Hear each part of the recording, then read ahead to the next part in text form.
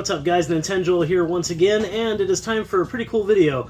Okay, so this all started with Jerry from the Game Case. Check out his channel, I will definitely leave that link in the description below. But he had an idea for the crew over at Water Cooler Games Discussion on Facebook. It's a Facebook group, and we do all kinds of stuff there, lots of discussion, lots of YouTube discussion, lots of sharing channels and stuff. Well, he thought we should all make a top 5 list of Super Nintendo games that are not the popular ones. Not Donkey Kong Country, not Final Fantasy, not Metroid or Mario or any of that stuff.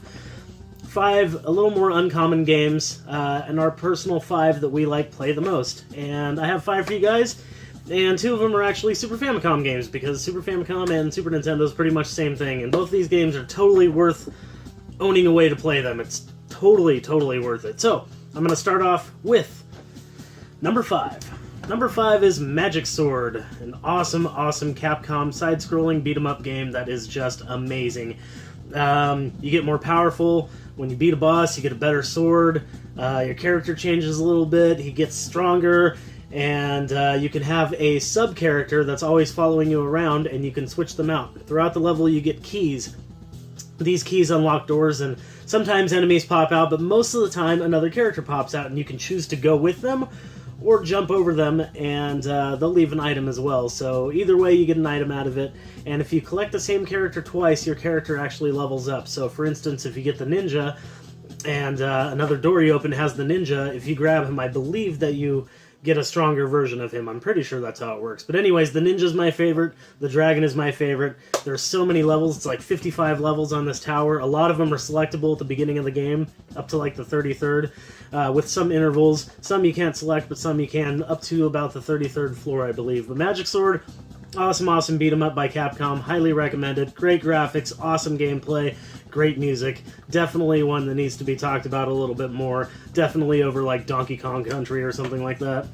Okay, number 4, we've got a Super Famicom game, Poppin' Twinbee. This game is amazing. It is an overhead shoot-'em-up. Basically a shoot-'em-up that has very cute, colorful elements, very Japanese, awesome graphics, amazing music, and just overall style. This is a very polished game and comes highly recommended. You can bomb on the ground, you could shoot above ground, you shoot clouds to get these bells to come out, and then when the bells come out you can keep shooting them, and you can juggle them, and basically they change colors, and depending on what color you get, it's a different upgrade. There's a speed upgrade, an option upgrade, and weapon upgrades, and there's all kinds of good stuff. Very colorful, very fun. Definitely one of the best overhead shooters on the system.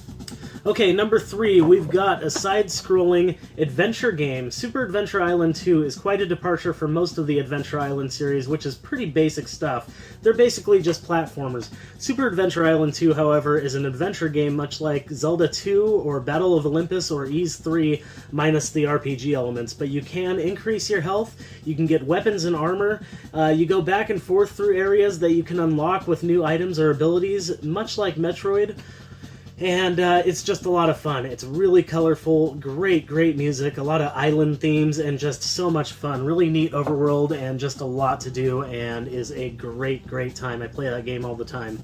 Okay, number 2, we've got an amazing game for Super Famicom. This is one of the first ones I ever got. I got it through a trade. This game has gone up a little bit. It used to be about 20 bucks. Now it's creeping on 50, but it's Psycho Dream. Get a copy while you can. If you like Valis or any of the sword games where you're, a side-scrolling platforming game with swords like Run Saber or Strider or even Excalibur, you'll probably love Psycho Dream. Actually, this reminds me of Valis a little bit. However, some of the power-ups are a little bit more like shoot-'em-ups, where you can get things that eventually spread through the whole screen, and sometimes like hordes of enemies come at you, so sometimes it feels kind of like a shoot-'em-up, even though it's a side-scrolling platformer. But Psycho Dream is definitely worthy of your time.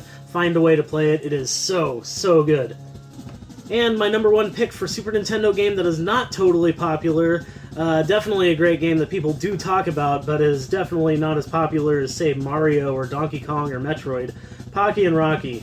An overhead run and gun, almost more like a shoot-'em-up. It's kind of in between, but you get shoot-'em-up power-ups, but you run around in an overhead view, and it's beautiful, it's gorgeous. It's kind of like Legend of Zelda Link to the Past mixed with like mystical ninja. It's so good looking, and you're shooting stuff everywhere. It's 2-player co-op.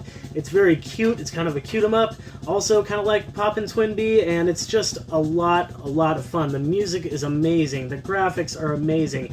It's fast moving, and I just can't find a flaw with it. It is definitely the game I play the most when I just want to pop something in for a quick play. It is so good. So definitely check out all 5 of those games. Thank you very much for this idea, Jerry, at the Game Case. Really awesome. So keep an eye out for the rest of the videos. There are definitely going to be other people in that group that are going to be posting these top 5 videos of Super Nintendo games that are not talked about as often, not the popular ones. So check it out. And if you liked my video, give it a thumbs up. Subscribe, you're already here, and please leave a comment. Let me know what your top 5 uncommon games for Super Nintendo are. That would be amazing. Thank you very much for watching. Keep rocking the retro games.